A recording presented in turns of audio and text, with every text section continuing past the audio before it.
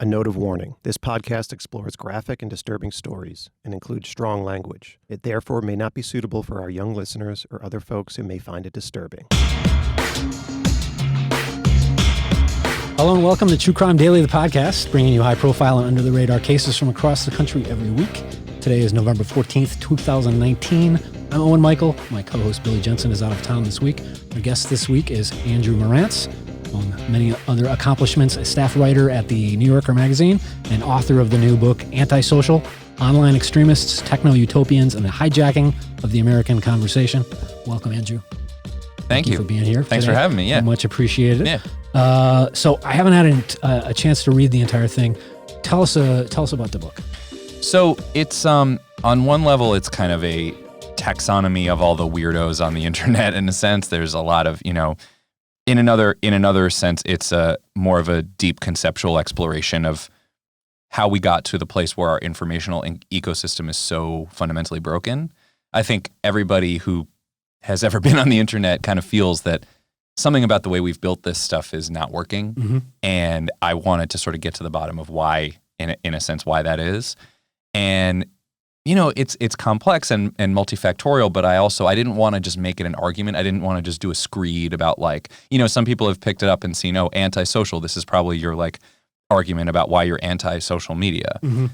It's not really that. I mean, part of it is that. Part of it is, here are some of the downsides of social media that we don't think about enough. But a lot of it is not as much polemic and opinion driven as it is really sitting and immersing myself for 3 years with these two groups of people, the online extremists and the techno-utopians. And the reason they're so interrelated is that, a lot of these disruptors, these sort of young coders and dudes who wanted to change the world, they did change the world, but they changed it in many different ways, some of which were pro-social and some of which were anti-social. And they were only thinking about the former. They were only thinking about the ways in which they were going to bring everyone together and strengthen the social fabric. And they sort of just hoped that would happen more or less automatically. And they didn't really think about all the downsides that could come of it. And it's like anything else, when you flood people with freedom and new systems of choice that they're not used to, some of it is going to be really nice and nice stuff is going to filter out of it, but some of it is going to make people go a little nuts. And we spent the first 10 years of social media just kind of thinking that only one would happen and not the other. It just looks so naive in retrospect. And so I wanted to really embed with the people who were taking advantage of this power vacuum. Not only explain how the power vacuum was formed, but watch how people are manipulating it in real time. Mm-hmm. It's fascinating. And you're right, over the past year or so itself, I've read explicitly online about people talking about, social media is almost the decline and fall of democracy. This is what it takes. That's a little bit overstated, maybe, but it feels a little Wild West out there. Maybe not as much as it was 10 years ago, although the as you say, the extremist part of it is definitely out there. And what you just brought up about, we think of Mark Zuckerberg at Facebook, particularly right now, just saying, this is about free speech and just going to be hands off, or Google's original thing, don't be evil, that kind of stuff, kind of a libertarian hands off type of thing. And of course it's going to turn out all right. We're finding out that, anybody that takes a stroll on social media these days, trolling is not just under the bridge anymore. Yeah. And that's larger than social media. That's a whole, there's a whole kind of American tradition of sort of saying the arc of history will naturally bend toward justice. The marketplace of ideas will naturally sort everything out. The internet guys didn't invent that. That's something that politicians and lots of people have been telling themselves for a long, long time. And it just doesn't naturally automatically work out that way. You got to earn it. You got to the arc of history bends the way we bend it. It doesn't just bend itself. So, and again, the reason I wanted to embed with people and be a fly on the wall and really watch them do it, how they did it, was not that I am a masochist and I love being around propagandists and people who are trying to destroy the fabric of democracy, but because I feel like it's really important to see specifically how they do it, not just sort of, everybody kind of knows there's disinformation and trolls and propagandists out there, but the fact that I was willing, I contacted them and they were willing to say, yeah, come to my house and watch me destroy democracy. They didn't say it in so many words, but I would go sit and watch people and just see specifically how they reverse hack news cycles to take their fringe talking points and propel them into the mainstream conversation. Yeah, and it's shocking to see how easily it's done. Particularly, everybody is digitally fluent these days, but as far as the behind the scenes, how it's actually happening is manipulable. you spent 3 years, is that right? So there's also a little bit of I think you referred to this, I've heard you speak elsewhere, being self-aware of the fact that, yes, these guys, women too, may take Some you women, as sort of a resource to be exploited, or, you're one of these mainstream writers, you're a globalist, you're a media elite type of a thing. We despise you, or at least we think you're a tool of the system or whatever, but we definitely want you to tell our story a little bit, or observe it, or that they have the idea that they're going to manipulate you and do this thing. Talk a little bit about how did you acknowledge that there's a give and take here? Like, how cynical was that? How did that get received? Yeah. So some of it, I didn't want to sort of be naive and tell myself like, oh, these people, I'm not helping them in any way. They're gaining nothing from me. I mean, I think I had to reckon with, and it was hard for me to reckon with the fact that in some sense, by paying any attention at all to these people, you're giving them some bit of what they want. Mm-hmm. The problem, though, is that in some cases, with certain types of misinformation or disinformation or just hate speech or whatever, it is better not to amplify it, even if you are amplifying it only to rebut it or only to point at it and say, how dare you, sir? Sometimes it's better to just leave it alone.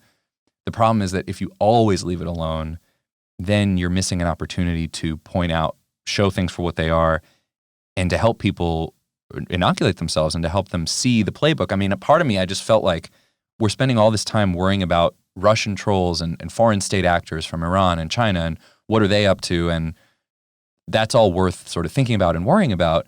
But at the same time, there are people out there in the open, not anonymous, American citizens, showing you their face, showing you their name, who you don't need subpoena power to reach. You can just send them an email and they'll say, yeah, come on by. I'm not breaking any laws. I'm not even breaking the rules of the platforms I'm using. They, in fact, are hacking these platforms in ways that are exactly how the platforms are supposed to be used. Digital jujitsu, of course, of a certain way. Totally. And along the same lines with fake news and sort of the degradation of discourse in general. In my hopeful aspect, sometimes I think that this is sort of like a necessary, this is the necessary evolution, all this nasty, dirty, not to put too fine a point on it, but some of this unpleasant stuff out there is necessary to sort of get through, to come through on the other side.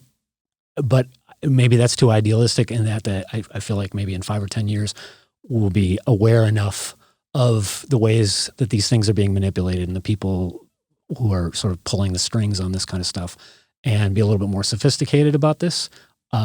After you spent 3 years doing this, do you have a sort of a pessimistic or an optimistic, or are you just kind of neutral on the thing? I think that the best way to see it is not pessimistic, not optimistic, and not neutral. The way I describe it in the book is a view that philosophers call contingency, which is, rather than sort of just believing that ultimately the glass will be half full or ultimately the glass will be half empty, really believing that where we are going is determined specifically by where we are and how we got here, and really taking care to know, okay, the arc of history is going to bend in exactly the way that people bend it. So it doesn't mean that you despair and throw up your hands and say there's nothing we can do, but nor does it mean that you sort of say, okay, we'll just wait it out and then in the long run it'll be okay. You actually just have to build the information ecosystem you want to see. So we're pretty good at this in other areas when we see a crisis looming in a big complicated system. When you see a city infrastructure crisis, you say, well, we really need to get to work building some better infrastructure. When you see a highway system that doesn't work and people keep crashing their cars, you say, we better build a better highway. Somehow with this internet stuff, we keep talking about individual agency, or like, well, that person shouldn't have crashed their car, or, once all the bad drivers get off the road, then we'll be okay. I think we just need to build a better highway system. I think the way we fundamentally built the social media algorithms to be around emotional engagement and to prize and prioritize and create feedback loops to reward people who can create the most immediate spikes of emotion, high activating, specifically negative antisocial emotion. We've built the system and we're getting the results that we incentivize in that system. So if we want better results, we got to build a better system. And it's so easy to hijack. I mean, I would watch, talking about these people who let me in, I would sit at their shoulder and they would sort of say, okay, today we're going to create an association between Hillary Clinton and disease. Even though we don't have evidence that she has a disease, we think that'll suppress voter turnout. So I would just watch, the one guy, for example, just open his Periscope open an iPad and start a Periscope video and say, all right, guys, what's our hashtag going to be today? And everybody would get in the room and in the comments sort of suggest hashtags, and they would workshop it, kind of brainstorm what's the best, most sticky viral hashtag that'll create the most disgust, the most resonant emotion. Go to Twitter, get that hashtag trending. Then once it's trending, then it becomes a thing that journalists start paying attention to. Right. And they even feel like they have to pay attention to So it. it creates its own momentum. And then it goes to and you could just watch how the news cycles, I mean, these people just are very observant, and they're good at reverse engineering the news cycles, to the point that once it leaps from Twitter to Drudge to Fox to CNN to the newspaper, I could pick up the newspaper the next day and go, this story has this troll's fingerprints on it. Yeah. I'm also struck by the aspect of social media in the sense that if you've got somebody who's workshopping this stuff, it's not one leader or one guy who's saying, I'm calling the shots, and then here are my minions and do this. This is sort of groupthink. It's workshopping. It's that kind of thing, which is ideally what the things like Twitter and Facebook and that kind of thing are designed to do. So as you say, it's well within the situation. Do you have thoughts on the difference recently between what Facebook's stance is regarding political advertising and the way that Twitter came out? I mean, we'll cover a lot of different stuff, but we're going down this particular moment as far as paid political advertisement. Mark Zuckerberg famously is saying, we're hands off on that stuff. He's run into a lot of resistance on that. And it almost seemed like Jack at Twitter sort of took that and said, I don't want any part of that. We're going to do it. We're going to do the opposite. What do you think about that, the entire situation? Yeah, I do think it's pretty clear that Jack Dorsey at Twitter saw an opening to get a round of positive press by saying, okay, if Facebook's not going to handle this problem, we're going to handle it. And he did get some positive press. The thing is, so Facebook's solution is to say, if you're a politician, we're not going to touch what you do. You can say whatever you want. Twitter's solution is to say no political advertising at all. I think those are both really flawed. I think, and I think what it shows is how a lot of these people are very, they like to have big, broad, simplistic answers to these questions. They like to have an answer that just says, boom, on switch or off switch, And to me, the really nuanced solutions are always going to be somewhere more in a more of a gray area than that. And it's less satisfying from a PR point of view, but it's actually closer to the right answer. I mean, it's like, to go back to the highway analogy, should we just have no highways, or should we have highways that have no speed Absolutism limits? It doesn't get work. you very far. And so with the political ads, it's like, okay, you don't want to have completely unchecked permission for anybody to put out disinformation, because the flaws of that are obvious. But there's lots you can do to reduce the amount of micro-targeting, the way these ads can be targeted to specific people who are the most vulnerable to the misinformation, the way that you make money from it, the way you are transparent about where the money's coming from. There's a lot of stuff you can do to build out a better system. And similar with Twitter rejecting political ads altogether, so now if you're a group trying to create awareness about climate change, you're not allowed to advertise. But if you are an oil company, you are allowed to advertise. So it creates nothing is ever perfectly level. And part of the problem with Techno-Utopianism as an ideology is that, again, when you assume, well, now we're at a place in society where we have this perfectly level playing field, and so we are just going to implement these perfectly neutral tools to amplify what we have. If you're not accounting for the ways in which our society is not a level playing field, you're amplifying the wrong thing. So you're amplifying the discrepancy in power, in this case between an oil company and a scrappy grassroots organization that's trying to raise awareness about climate change. You're amplifying a really scary dynamic there. Is there so we're speaking of techno-utopian ideology, and specifically we're thinking about like Silicon Valley and, coding and the explosion of the tech industry and everything else. And I can think of a couple of people by examples across the spectrum.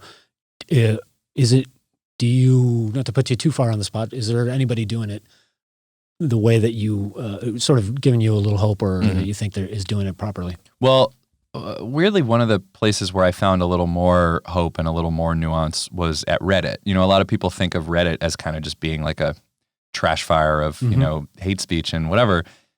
So Reddit, perhaps because they have that public perception and because they know they kind of need a reputational facelift, they are actually more open with journalists than a lot of these other companies. When I went around to some of these big companies in 2015, 2016 and said, hey, it seems like there are a lot of these really looming structural issues that you guys might want to address.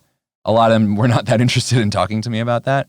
And basically my pitch to them was to say, look, I'm not going to write a policy polemic book. I'm going to write a book where I just see how these very thorny issues are being worked out in real time. And just let me sit in the room and watch. Because my premise was people are going to figure out that there are always humans behind the curtain. You guys are trying to put forward this idea that it's just these algorithms and they're just pure and perfectly neutral and no human hands are ever touching these decisions, which is, It's impossible to program like that. It's just not true. Right. It's all built by humans. All algorithms reflect human bias. There's always someone making the decisions. And I think they were really, really interested in trying to preserve that fiction. And I just said, people are going to catch on to this. And what you're going to need to convince people is that you are rising to the challenge of thinking through these issues of when does hate speech become too much to bear on these platforms? When is a threat just an idle threat? And when is it a true threat and you need to remove the person? These are questions that we've been asking in First Amendment cases in courts forever. But in Silicon Valley, it was just, we'll just try it and see what happens. It was just kind of the tech ethos of trial and error, iterate, move fast and break things. Right. And so my pitch was, let me just watch you work this through. And Facebook said no, Twitter said no, Snapchat said no, Reddit said yes. And so I went into the Reddit offices and sat there as they were working through this stuff. And, a lot of it wasn't perfect. A lot of it was kind of inconsistent. They would say one thing and then kind of double back and change their mind. But the fact is, they were at least showing me that they were making an effort. Responding. Yeah, because all these companies were founded on this ethos of we're not gatekeepers. We're just tearing things down. We're disrupting. We're moving fast and breaking things. We're innovating.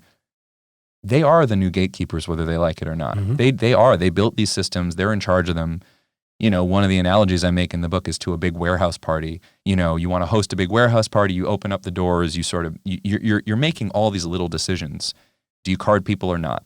Do you have lights or do you make it totally dark and nobody can see each other? What kind of music do you play? Do you let people smoke or not? Those are the kind of decisions they were making. And yet they're sort of stepping back and saying, we're not responsible for what happens at this party. Well, it's your party. Like, you made those choices early on. You set the vibe. You set the tone. Then all of a sudden, 10 years later, there are 2 billion people at your party. You got to get it under control. It's your party. So with Reddit, they had this very libertarian, laissez-faire approach. Anyone can come to our party. You don't even, unlike Facebook, you don't even need a name. Right. You don't need an email. All you need is you make up an account and that's your thing. And you can make as many accounts as you want. And it was this wild, raucous, fun party. And then they left. And they went and did other companies and started other things. And then one of the two founders came back, Steve Huffman, came back 10 years later in 2015 as the CEO and essentially walked back into the warehouse party and was like, there are a lot of people spiking the drinks and lighting couches on fire. Yeah. And at that point, he had to shed his old ideology. His old ideology was do whatever you want, laissez-faire. He's gotten some flack on that too, hasn't he? Oh, yeah. Especially from those who might be considered extremists.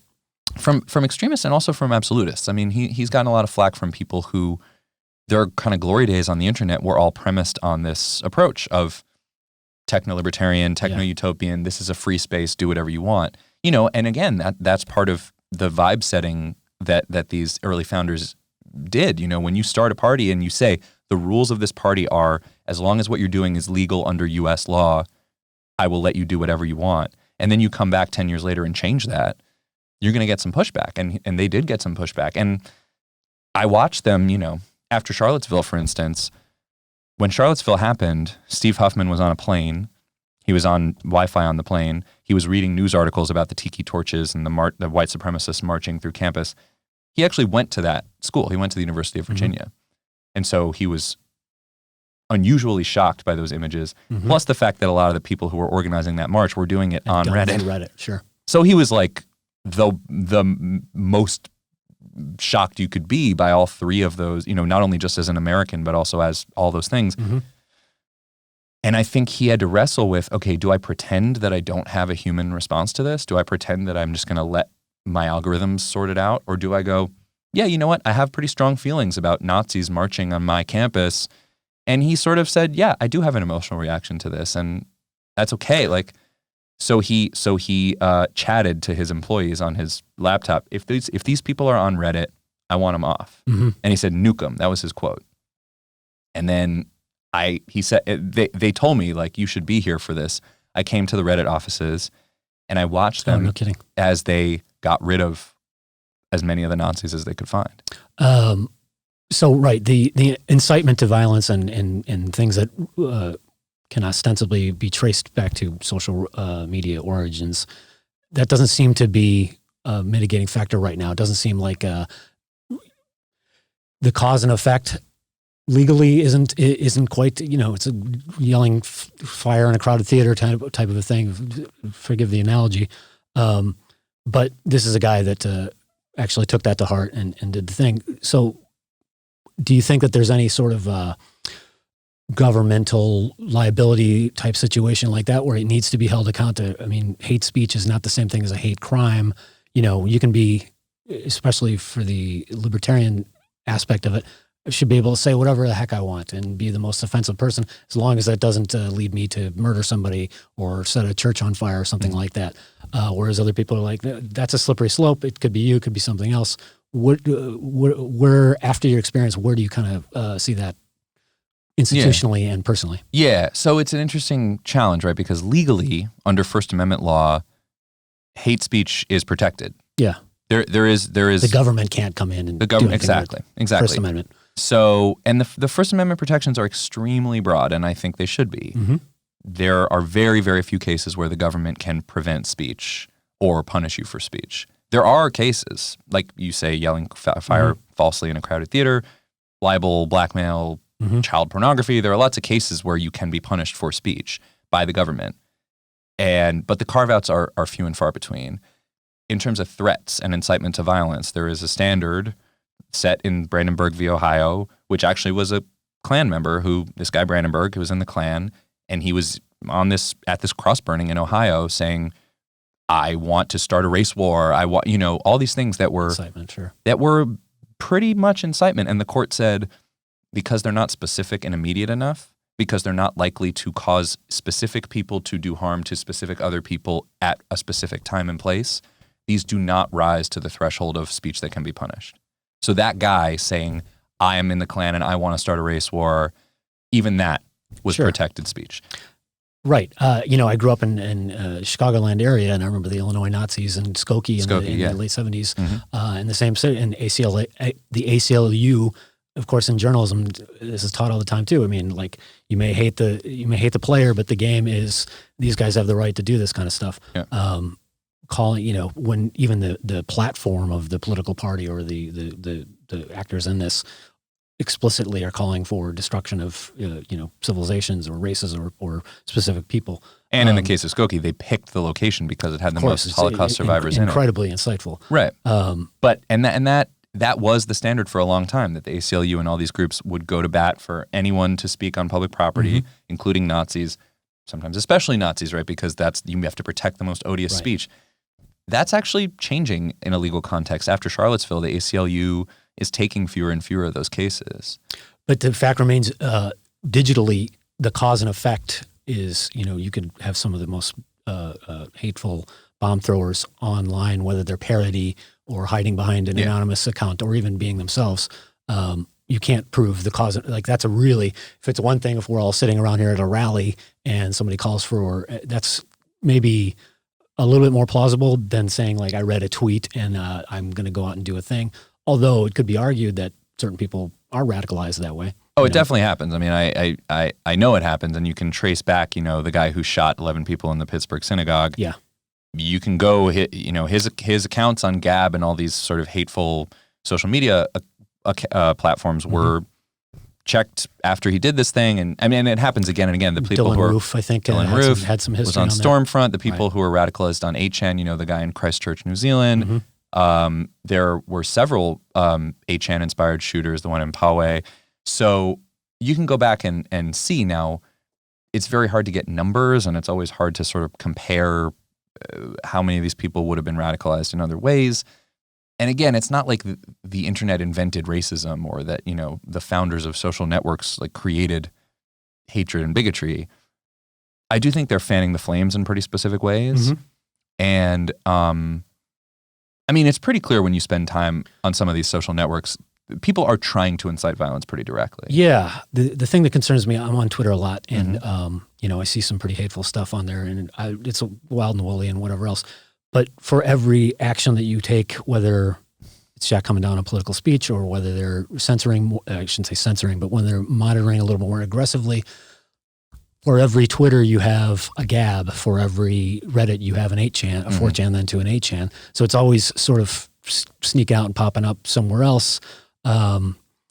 Is that sort of a good thing in that, not to make a value judgment on it, but at least the market is sort of bearing what the mainstream will deal with on Facebook and Twitter, and then the fringes are over here. That's your outpost. That's where you belong. That's where your peers are, and we don't want to talk to you, and you don't want to talk to us. What do we think about that? That's about as libertarian as it can get, and it is in this digital space. Right. Shall we let we have no choice, right? Let people say what they want to do. Is that almost like a target, do you think, for law enforcement and things like that? I imagine it's almost like FBI posing as certain players and this kind of thing. It gets really dark and fuzzy and that kind of thing. Yeah. What do you think about the extremism finding its own, like water, finding its level somewhere else? Mm-hmm. Yeah, it definitely happens. And there are definitely law enforcement people, when you go into any of these 8chan, 4chan, any of these forums, everybody is constantly accusing everyone else of being an undercover Fed. Right. And there are undercover Feds on there. They sort of advertise that they want these. In fact, law enforcement officers have made the case that they want these things to stay up so that they can monitor people. I wrote a piece, this isn't in the book, but I wrote a piece about a guy who went on 8chan one Saturday morning and saw someone posting a manifesto and saying, I'm about to go to this synagogue in Poway. He didn't say the town, but he said, I'm going to go to a synagogue near where I live in California. I'm on my way now. And he called the FBI tip line, and they took it seriously. They said, what's the information you have? They looked at it, and there just wasn't enough time. 8 minutes later, the guy was shooting at the synagogue. So it's not clear to me how much law enforcement can solve the situation. I think whether it's, arresting people for real world violence, or whether it's kicking people off platforms for incitements to violence or for hate speech or for just bad ideas or for misinformation, whenever you're talking about just enforcement mechanisms, I think you're kind of too many causal steps too late down the chain. I think, because we talk, and, it's useful to talk about, should this person or that person be kicked off? It's remarkable to me that Richard Spencer and David Duke still have Twitter accounts. And so it's worth talking about those things. And, Alex Jones and Milo Yiannopoulos don't have Twitter accounts, and it has really decimated their revenue stream. Right. But there was a thing there where they were saying you're just going to make these guys more popular if you do that, when clearly the opposite has happened. Yeah, it didn't happen. Those two things. And I think it's worth knowing, what effects these things have. It does decimate their income when you deplatform them.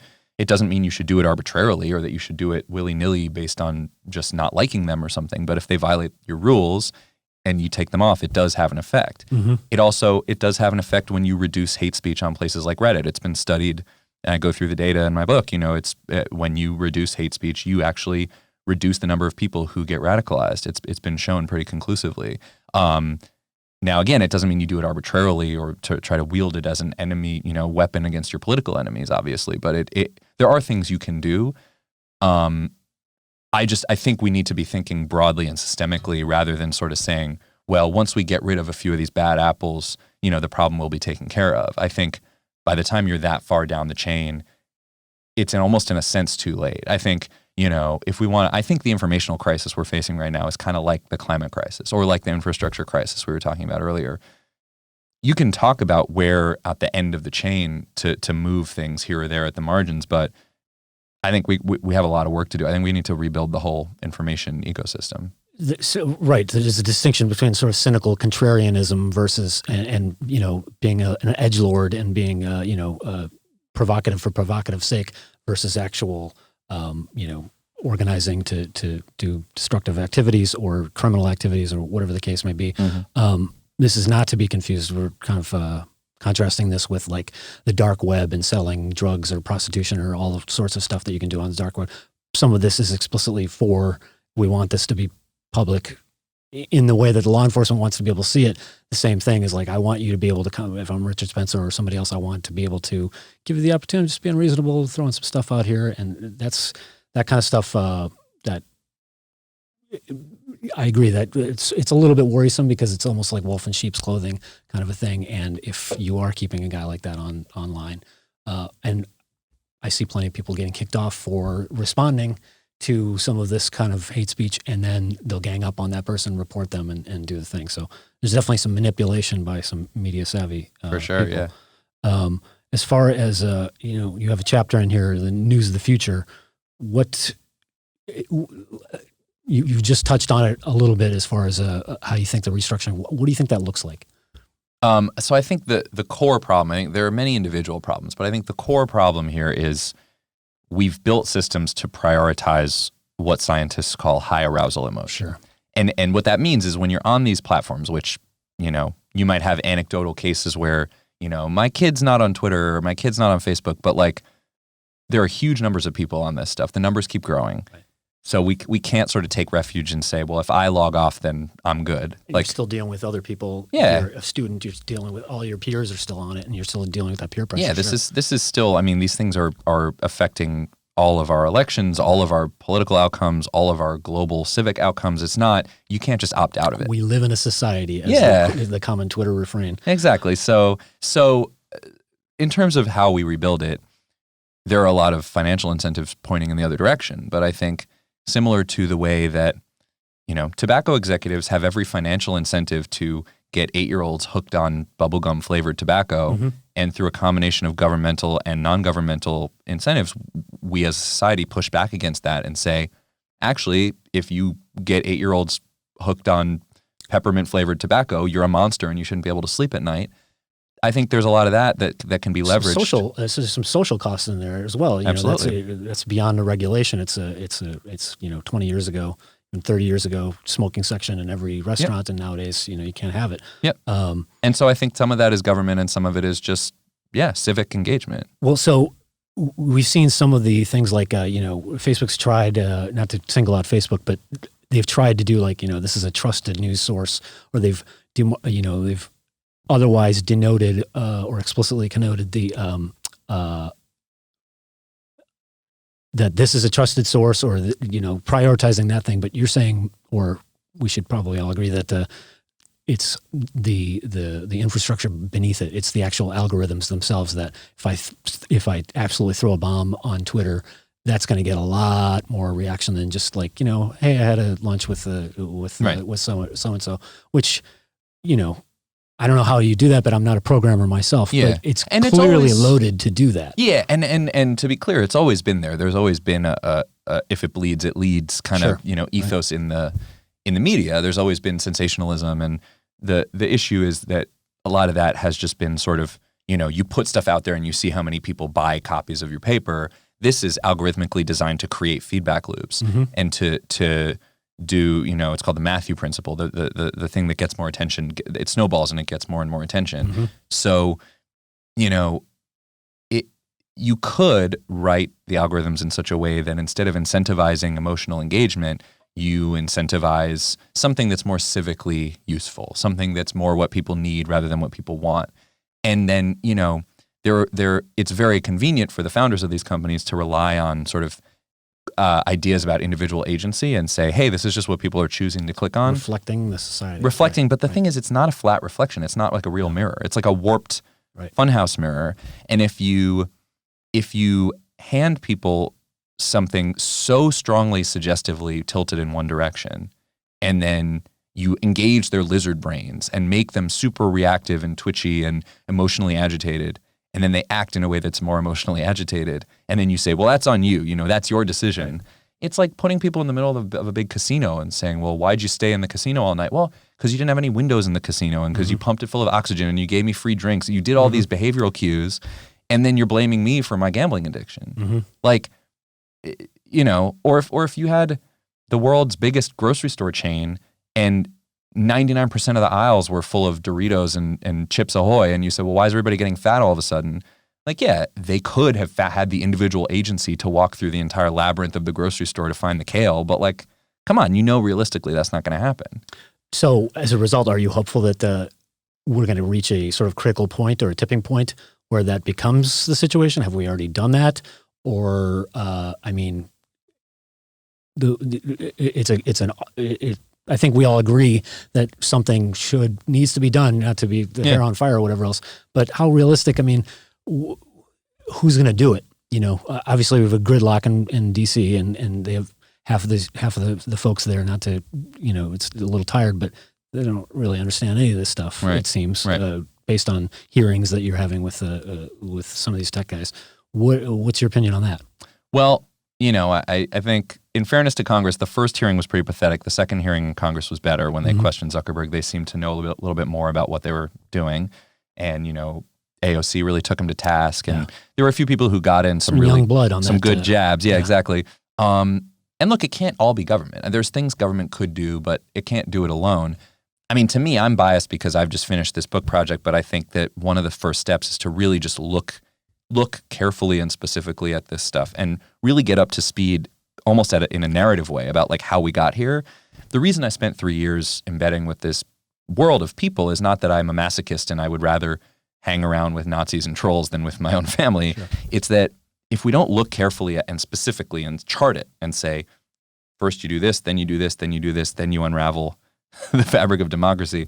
It's one thing to sort of have the feeling that like, man, I can't trust anyone. I can't know what's true. It's another thing to look at how we got here, feel like you understand it in a really kind of cinematic, panoramic way, and then go, okay, everyone who has engaged with it at that level has gone, all right, the way I engage personally on the internet is now different, and the way I think about it systemically is now different, just because they know more. For sure. I'm thinking specifically of sort of the yellow journalism of late 1800s, early 1900s, the profusion of media. It reminds me a little bit of that there's a newspaper on every corner, and they say whatever the heck they want and whatever else. Eventually, with the federal standards, and you used to have the fairness doctrine and things like that. It's all been an evolution. I wonder if that's the type of stuff. To me, it's completely archaic, though, not just decades and a century old. It's also like you can't expect meaningful action. It seems to me it moves too quickly in the digital space than government can ever hope to do. So it almost seems like it's like a peer process or something along those lines. But institutionally, it reminds me of the same thing. And eventually, a lot of this extreme stuff is going to sort of die off, if nothing else, because the social horror at it. I mean, we talk about all the time that only 10% of the population is on Twitter. But if you're on Twitter and only 10% of those people are actually the inspiration or the thought leaders on it or whatever, if you really kind of put it in perspective on that, like in 10 or 15 years or something, like there may be some sort of revulsion at the, polite society has returned a little bit, that, any instigation like this is not sort of chuckled at or looked the other way. It's sort of like identify this and which there's uncomfortable things about thought police and things like that. But, it almost seems like as a survival mechanism, this is a social behavioral type of a response. Mm-hmm. Yeah, I hope so. I mean, I just don't know. I mean, maybe we will come to a place where we naturally tune this stuff out. But I think we need to work to get there. I don't think it'll happen on its own. Mm-hmm.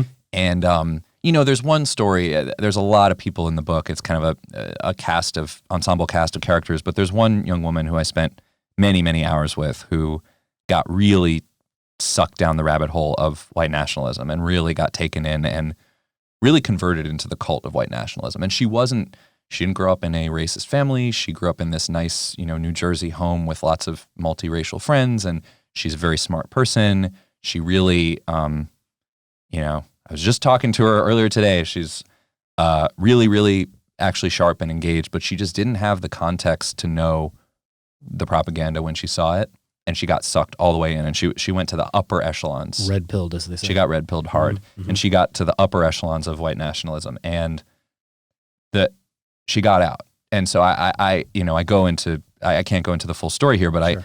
But she got out in a way that makes me feel that even the people who are the most vulnerable to this stuff, they can find a way out and they can unscramble their brains. It can happen on an individual level. It can happen at a societal level. We can do it. And I chart in great detail how it happened to her, who helped her get out, how she unscrambled herself at great risk and danger to herself. She escaped from the movement. I mean, when she called me and told me her story, she was on the run, essentially. I mean, she was like essentially in her own personal witness protection program.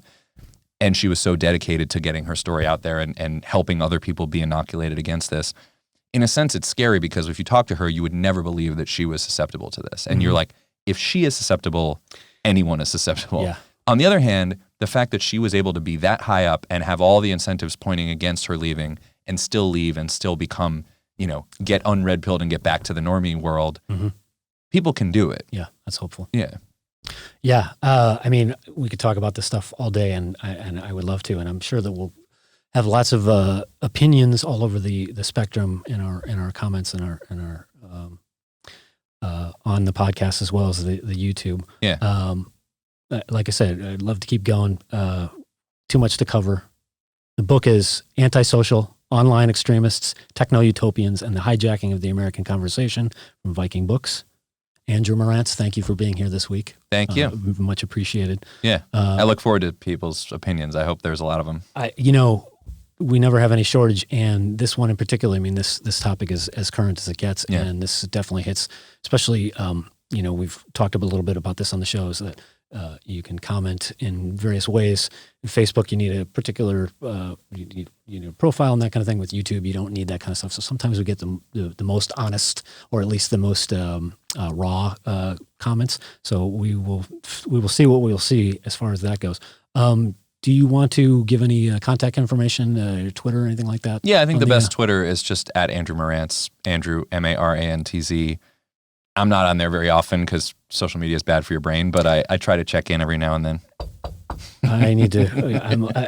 I have a little bit of a Twitter addiction myself, and it is not. It's demonstrable anxiety some weeks for sure. Yeah, for sure. So, well, again, thank you, Andrew Marantz. Check out the book. It's called AntiSocial, Online Extremists, Techno-Utopians, and the Hijacking of the American Conversation. And that's our bonus episode for this week. Thanks again, Andrew. Find our content on Spotify, iTunes, Stitcher, and Google Play, and on YouTube. Get updates and subscribe to our newsletter at truecrimedaily.com. Until next week, True Crime Daily, the podcast reminding you, don't do crimes.